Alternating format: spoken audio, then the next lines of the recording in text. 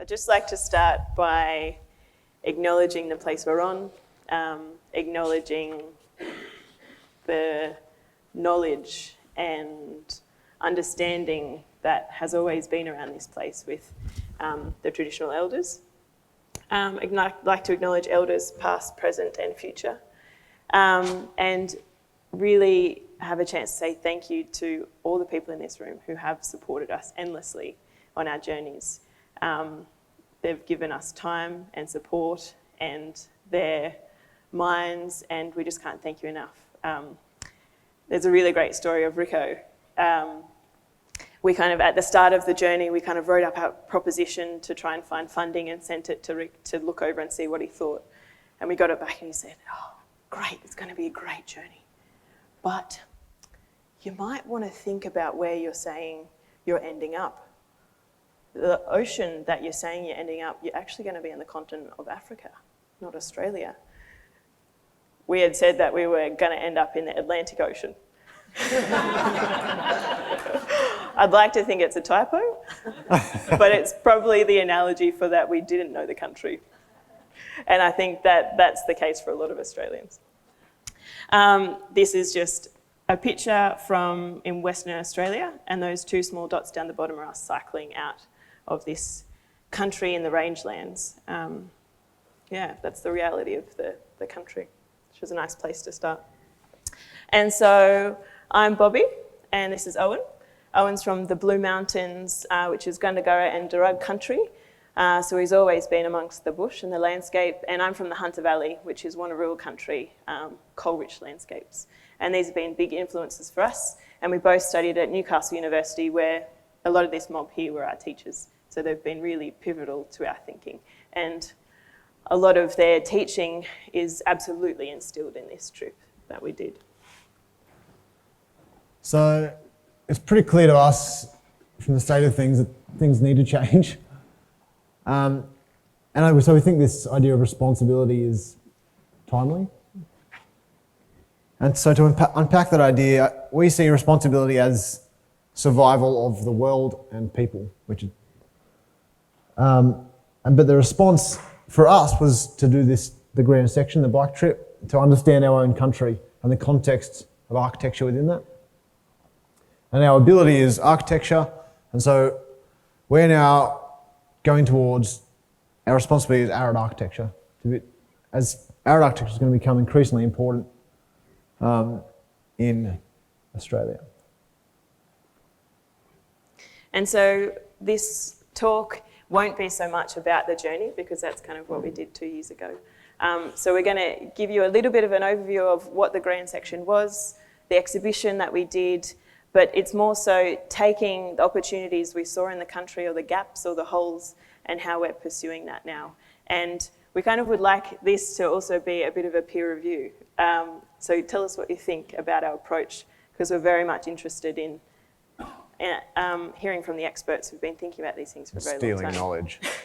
So the grand section was this dark red line across the country, starting on the east coast of Australia in 2017. We cycled 7,650 kilometres to the west coast over 10 months.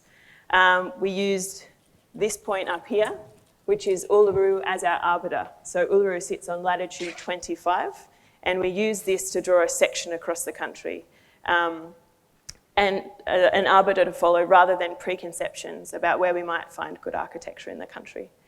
The light line that you can see in the background was the route that we planned sitting behind computers on the East Coast. And the dark red line is the actual route. And this big oversight here, you can probably guess, is the Simpson Desert. So we thought that we could ride through the 1,200 sand dunes. But in getting to the place, the locals told us we would probably perish. And so that's also a nice analogy for saying, well, you've got to be on the ground to know the place, to know how to respond. That's probably it. Mm-hmm.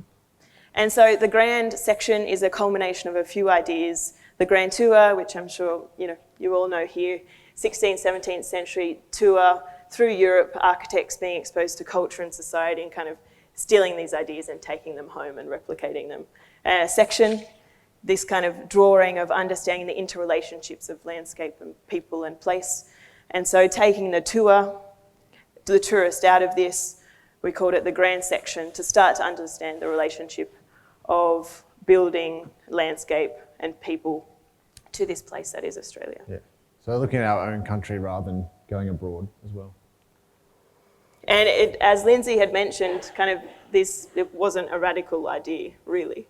There's a whole lineage of people touring the country, from 60,000 years ago to more recently, with this architectural lineage. So in Troppo in 1977, around the edge in their combi van as students, I think they had the same thing of, what is this country? How do we kind of respond to it? And so they documented shelter making.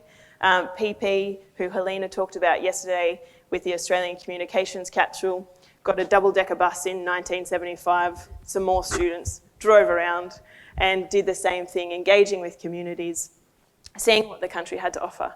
And so there's this kind of massive gap of kind of this official looking not happening at the country. And so now in 2017, we've kind of added to this lineage of looking at and investing in our own country. And this was our process, very, very quick overview, cycling, not just because we're crazy, and we've had that a few times this weekend as well, but cycling as a purposeful way to make us slow down. You notice so much more at 12 kilometres than 100 kilometres. And you have no choice but to understand the place you're cycling through and start to understand how you need to rely on the environment. And it also, very funnily, gave us this very easy way into communities and towns because there was such a novelty around cycling into a community in the middle of nowhere. So we automatically kind of had this kind of conversation with people around, what the hell are you doing here? Well, by the way, we're ... and we would stay for a week. So across the country, on that dark red line you saw, there was 19 stops where we would stay for a week. And this is where we would start to interview people. We would collect anecdotal data about the place, about how people live there, how they have lived there, what's influencing people living there, and document the buildings. We would do measure-ups, get temperatures, look through historical records, and we would document this all up into an exhibition, which is kind of this very loose term for, it could have been a little booklet documenting all of that thinking, a poster, and we would present this to the community as a way to say thank you for the time that they had given us, but also an exchange. So it's not kind of going back to that tourist concept of taking, but it's about this exchange and us giving back and always leaving these exhibitions with the people there. And then in 2017, when we finished, we collected all of the year's work together and created a national exhibition called Girthy with Slim Edges. And we sewed this big tent from tents being thrown out in camping stores. And this was our portable art gallery. So the idea was, we looked at the country where nothing is and no one is. And the idea was then to take that to where people are in the country. So we took it to the major cities. We were in schools, universities, parks, markets, to start creating the conversation around Australian architecture with everyone, not just the profession. And this is the exhibition we have up here, minus the tent. And so these are the boxes that you can see laid out. And in each box is one stop from the trip along the journey, and it outlines all that information we collected and the soil sample from each place, so you can start to see how the physical ground is changing, artefacts from that place in terms of the ecology, or kind of people artefacts, photos, and our exhibition in there for you to look through. And since then, we've also done exhibitions looking at mapping, which became a really valuable tool for us. So starting to encourage people to think about this layering up, to start to learn about a place and make layers which are often invisible visible to us, to then know how to respond to a particular place. So back to this idea of survival, it's a good question. So how do we survive? How do we actually continue this planet. And we don't think this is the right way to go, with toilet rolls exploding out everywhere. Which is pretty, sorry Lindsay, this might be a bit raw. So we've made a survival guide, which is, this is version 1. So this is the peer review. And survival is a plural, so there's no point surviving alone. So this is our, I guess, our trajectory, our sort of guide for practice. And step 1.1 is to become experts in arid architecture. So 70% of the country, this chunk here, that's arid. And that's going to get bigger and bigger as climate change takes hold. So it's going to become an increasingly important role of architecture to deal with heat extremes. And because of the patterns we've made on the ground in this country and the world, we're experts in accelerating deserts, and so we think we need to become experts in desert living if that's the trajectory of the world. So going back to the trip, yes, Batuta is a real place in Australia. This was a kind of a big wow moment for us. This is an eave. And in kind of the arid climate, it's all about staying cool. And we were cycling to our next stop, Birdsville, and this was en route, and it was hot, and we needed a break in the shade. And this was the coolest part of the building, the eave coming down to the ground, because it's all about keeping sun off the building. And this was the moment of realization for us of, there's this incredible amount of knowledge in this country that we need to start learning about and documenting because it isn't known. And this stuff works. And this is the reality that Australia is the driest inhabited continent in the world. So this is a fantastic graph from the Archaeology of Australia's Deserts by Mike Smith. And it shows that we have very little water running out of the country and we have very little rain. And so transposed ideas from elsewhere and other countries aren't relevant. We need to be thinking about Australia as a unique place and a very dry place and a very hot place. And this is talking about that kind of transposed buildings. This is the kind of buildings that exist out there, and they exist just down the road in this temperate climate. And that's the thing, they've been taken from the coast, and these buildings are what people are living in and they're not working. But the baffling thing is there are these amazing examples of how people did once live, and these buildings which were so effective in those places. And so what we're starting to do, we're starting to map all of these incredible examples across the country, not just from our trip, but now all over the country, and starting to create this kind of roadmap of where we need to go and what we need to document to make sure those techniques are being collated. So this is an example of one of those buildings which are doing such a great job. It's Adelaide House in Alice Springs, built in 1927. And the best part about this building is underground it has this constructed canal and has kind of these hessian fabrics sitting in water. And so via capillary action, water gets sucked up this fabric, and then hot air gets sucked, hot desert air gets sucked under the building. The air cooled via evaporative, thank you, mind blank. And then get sucked up via stack effect through the building. This really dumb, smart technology. Why are we not doing this? So this is an example of the stuff we're starting to really document, and also learning the technical stuff. So how does air actually move? How do you obstruct air? How do you make it do what you want it to do? And so making sure we're not only going to these places and kind of documenting what we're seeing, but also learning the science behind how buildings do perform. And those drawings, they're actually from a book from the 70s. So it's sort of strange you have to go back 40 years or 50 years to find this information, which seems to be lost now. And we weren't taught it at uni. And, but it's so crucial to good passive design. And what we're trying to do is create a process. So essentially a checklist to stay cool. Stay cool. And so creating a methodology that guides us to respond to any project in Arid Australia to make sure we're asking the right questions so we can be applying the right principles. So we're kind of this 5-step process, guiding the user at how to collect climate data, how to document it, how to plot it, and then how to evaluate what this is saying about the place, those techniques, see how they can be applied to buildings, and then how that can inform a building. And so hypothetically, you could not only build a very suitable arid building, but you could perhaps retrofit a McDonald Jones Homes in the desert to make it suitable for arid as well.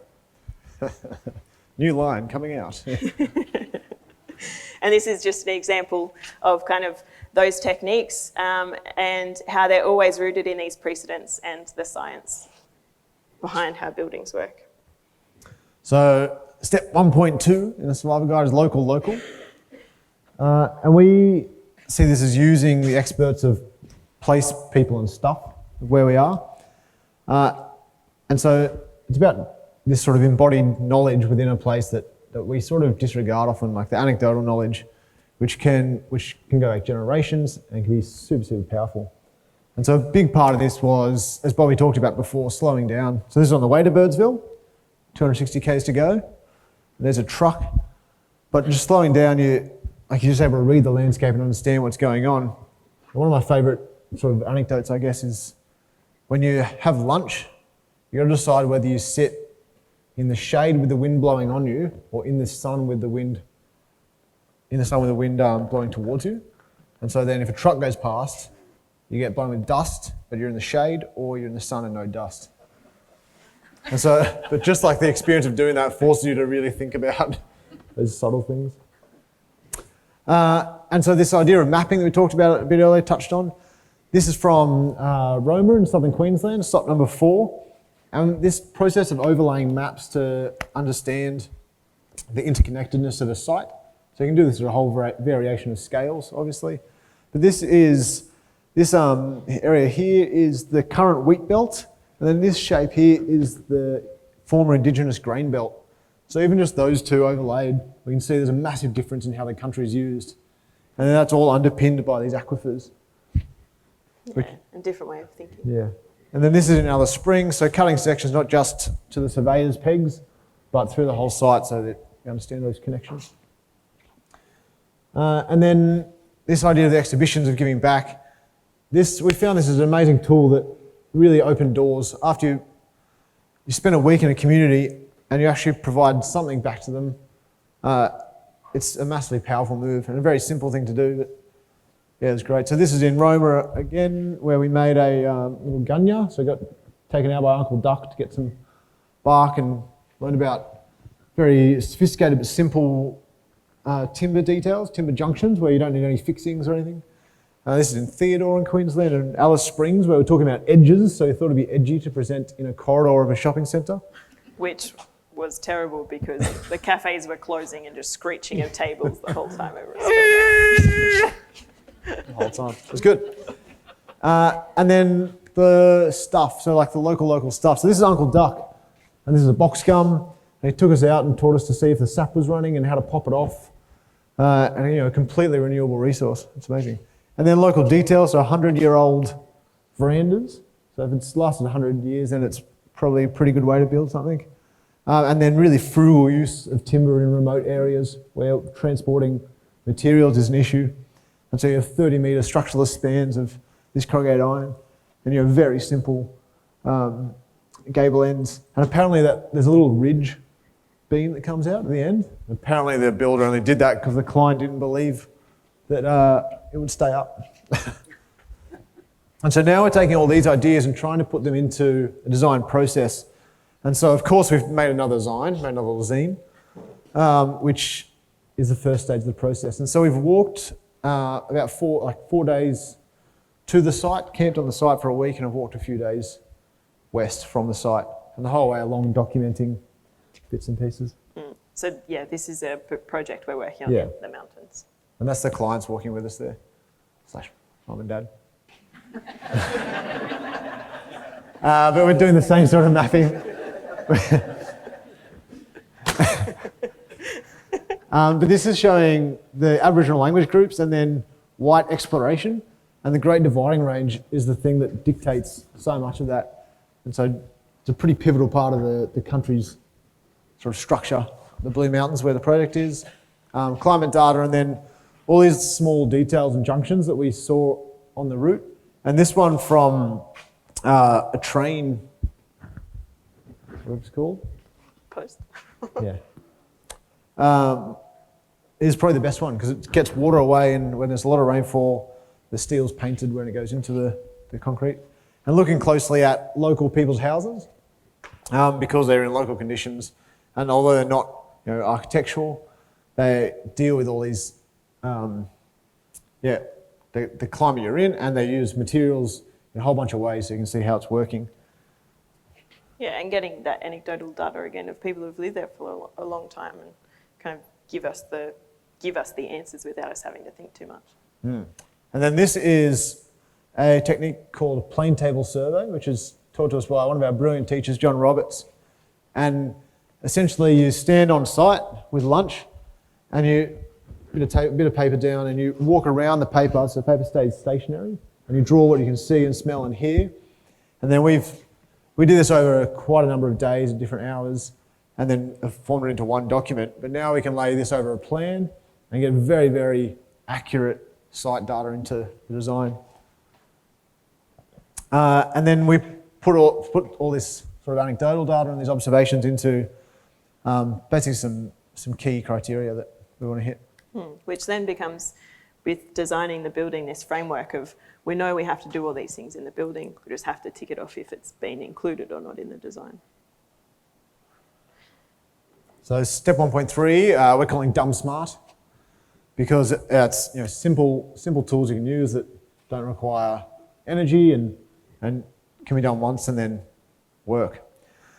And so we've got a bit of a challenge actually. We think that the dumbest, smartest thing we can do is just build small. So our challenge is to try and do maximum 25 metres squared per person. So we'll see how we go. But if you guys can do better, let us know. Sorry. But the big thing, or one of the big things that we can do easily, this dumb smart, is to move away from aircon. So we don't think this is particularly smart when you've got like 1, 2, 3, 4, 5, 6, 7, 8, 9 air conditioners on one donga. Yeah. In 5 rooms. In 5 rooms, yeah. So ridiculous. So, but what we saw on the trip is bow shades, which are incredible, and just one variation of passive cooling, where essentially you build a structure out of whatever you can find and clad it with brush and scrub. And what that does, it gives you shade, but also allows the air to move through it. And this was far cooler than sitting under a solid shade. And there's stories of kind of when it does get a bit hot and you do have a bit of excess water around, you put the sprinkler on the top and it kind of then becomes this evaporative cooling. And there was kind of stories that we were told of people's grandparents would construct, a whole building out of this, and the walls, they would do the same thing and just sit behind and kind of have this cool air coming on them all the time. Yeah. And certain areas of the country just kind of have these roofs because they're so much more successful than corrugated iron one. And so there is some good news. Australia has now ranked second in the world for house size after North America. So that's a win. We were first. So now we're at about 180 square metres. So we only need to lose about 130. And we're there. And then we're trying to use local stuff. You guys have probably, most of you have done this, but we milled down a big invasive pine that was on the site, and with this hilarious guy from Katoomba. And we got these beautiful big bits of pine that we're going to use in the building. And so, you're spending less time and money on petrol of getting stuff to the site and trying to use what's more local and what's at hand and the knowledge and expertise that's around. And this guy has the most amazing array of tools that he's made, and he has names for them all. Have you used this guy, James? Michael. Yeah. He's hilarious. He's a cowboy. Yeah. And so one of the other dumb smart things we want to do is just use existing knowledge that's there. So there's this brilliant report, Project Drawdown, and two of the things, they have a solution-based approach to climate change, so they punch out a bunch of things that you can do. And these are the things, I went through their sort of solution one list, and these are the two things that were easy to do straight away, and this is in order of priority, so no, Aircon, we can do this. Yeah, and I guess it's smart stuff, but it's often dumb that we don't use a lot of the stuff that's already out there and the expertise that's around us. Survival Guide Step 1.4, a 100-year life. So thinking about 100-year life of building, material, and people. And so it's quite interesting, this stat, 91% of new housing can expect to have a visitor or resident with a severe mobility limitation during its life cycle. So I think that's pretty an interesting kind of provocation for how can you design a building that someone can be born and die in to ensure this longevity of buildings and relevance. And this goes back to the trip in Laverton, stop number 15, where we've got older texture versus donga texture. And donga texture is kind of ubiquitous. There's a book coming out by Faden soon. Donga texture. They're ubiquitous. They're prolific through Central Australia now. This is kind of, if you want a building, it's generally this. And you know, this building built in 1918, this aspirational building for the town, united the community. It was for the coaches that went through, it was an industry for the town, made of local materials from the creek bed. It's a resource for the place. And now these dongas, they're cheap and nasty and can hardly last 20 years and come in, and when everything's been extracted out of the ground, they go with the people.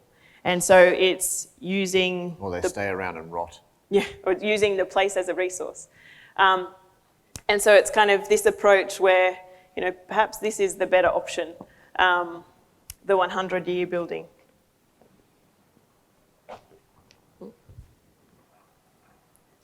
And the idea of 100-year materials. So this is for the project. We found an old house out in the Hunter Valley and got a team of cowboys again to help us pull it down and to get all the materials. So then, you know, already these materials which have had a 100-year life can have another 100-year life in a 100-year building. There must be something about big machines and cowboys, because we had a guy here with a bobcat and he was berserk. It was brilliant. And you need good materials to be able to maintain them. And I think quite relevant, maintenance is sexy, because what we found across the country was the demise of all these incredible buildings was a lack of maintenance. You know, if only they had been maintained during their life cycle, then they would still be in great condition today. And so we think it's something really important to start thinking about. And we kind of have all these ideas about how do you ensure a maintenance regime is kept up for 100 years of a building. How do you do that? How do you ensure that's funded? And how do you document that? So yeah, that's You've got solutions. What we're trying to think about. And designing for a 100-year life. So this badass is Owen's grandma. Yeah. She's 96, and kind of our brief for the project that we're working on is it is a house to die in. So we often think now about Mona, 96-year-old, in whatever we're trying to design, will it work for Mona? And if not, then we have to kind of reconsider how it could to have that 100-year building. And Survival Guide Step 1.5, celebrate. Again, survival is a plural, and I think that's something we don't do enough. I think here, this place, the people here is an exception, but in the profession, I don't think we celebrate each other enough and acknowledge our achievements of one another in actually hitting these milestones or kind of doing these, you know, net zero carbon buildings. And it's something I think we need to be kind of patting each other on the back and giving each other the foothold.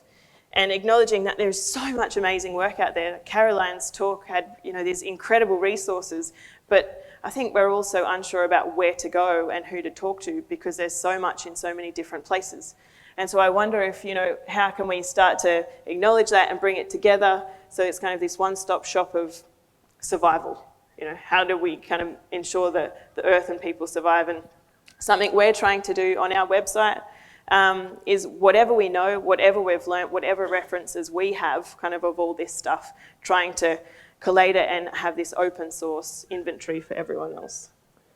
And we think maybe another way we could go about celebrating is to reconfigure the Institute Awards to make them a bit more challenging and possibly relevant. So this is our proposed Institute Awards, and it's in the wrong spot, but it says Residential Architecture Houses New. Maybe we could change it to the Best Maintenance Regime. So we think maybe Health Habitat should be the inaugural winner. And Residential Architecture Alterations and Additions, which simply makes subtractions. Residential Architecture Multiple Housing. I think we make it housing with the density and height of Paris. If you have any questions, please contact Kerry Clare, because she'll talk your ear off about it. And it's something we heard at the last DEERUBBIN conference. So, 2 experts in arid architecture for hire, if you're looking for anyone. And that's us. So, thank you.